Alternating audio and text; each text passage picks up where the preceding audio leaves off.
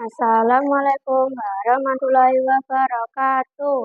Tepangaken kula Syifa Nuraini saking SD Palur Sekawan badhe ngaturaken sesorak kanthi irah-irahan gotong royong ing pawiyatan. Puji syukur kagem Gusti Allah mugi-mugi kula lan panjenengan saged empal lan ngendikake gotong royong ing pawiyatan. Sholawat salam kagem baginda Rasul mugi-mugi kula lan panjenengan sedaya pikantuk syafaat ing donya lan akhirat.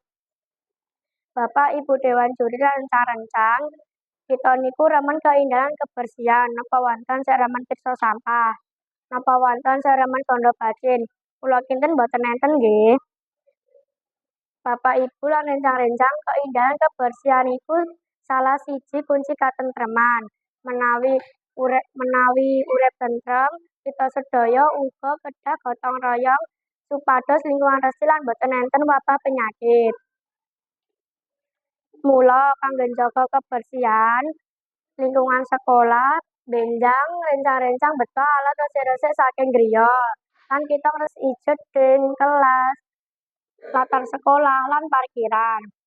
Kita bagi regu supaya enggal rampung. Mekaten atur kula, mbok bilih kalepatan kula nyuwun agunging pangapunten. Wassalamualaikum warahmatullahi wabarakatuh.